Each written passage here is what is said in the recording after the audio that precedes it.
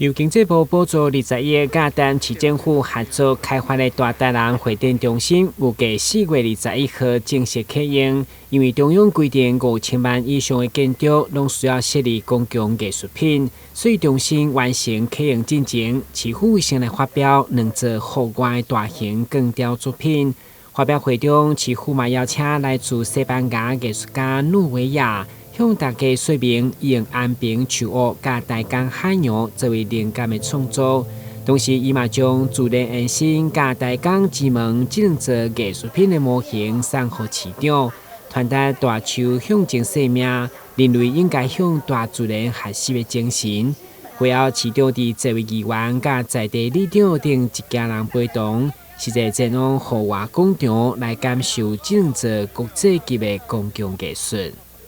公共艺术是很别开生面的。那听到他的解说，包括安平树屋的元素，包括我们未来的孩子的人形象的元素，还有包括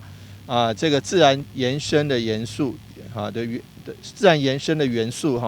这样子的部分，还有包括海洋保育的珊瑚的元素，这些都让我们这样子的一个公共建筑增添了很多鲜活的生命力，也让自然跟人文这个艺术跟科技做了一个最好的诠释。非常感谢诺维亚先生他们对于这样的一个诠释，正好在沙仑这个地方，高铁站又是绿能科技城，又是具有人文的台南，把这几个元素结合在一起，我觉得其实是做了一个非常好的诠释。也谢谢诺维亚先生，也希望说市民朋友们，还有